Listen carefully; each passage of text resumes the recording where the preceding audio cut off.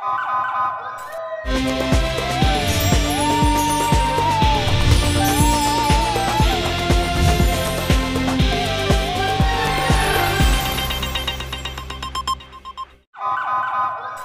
पहले नजर डालते हैं अब तक की बुलेटिन की। शकरगढ़ हालिया मानसून की बारिशों से एक मकान की छत गिर गई और खुशकिस्मती से कोई जानी नुकसान नहीं हुआ, जबकि शकरगढ़ बुधवाल मोड़, कोट नैना, इखलासपुर और इसके गिरदो नवाह में नाले और पुलियां बंद होने से निकासी आब न होने की वजह से नशीबी इलाके से रैब आ गए।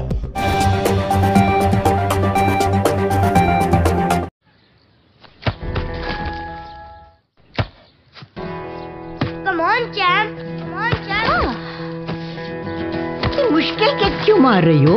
कौन करता है ऐसे? जो कोई नहीं कर सकता वही तो चैंपियन करता है। लो सूख गए दाग, अब कोई नहीं निकाल सकता। जो कोई नहीं कर सकता वही तो चैंपियन करता है। नया बेहतर सर्फ एक्सेल, इसकी स्टेन लिफ्टर टेक्नोलॉजी कपड़ों की तह में जाके सख्त सूखे दाग भी खींच निकाले। दागों की चैंपियन तो तुम्हारी अम्मी ही है। नया सर्फ एक्सेल, दागों का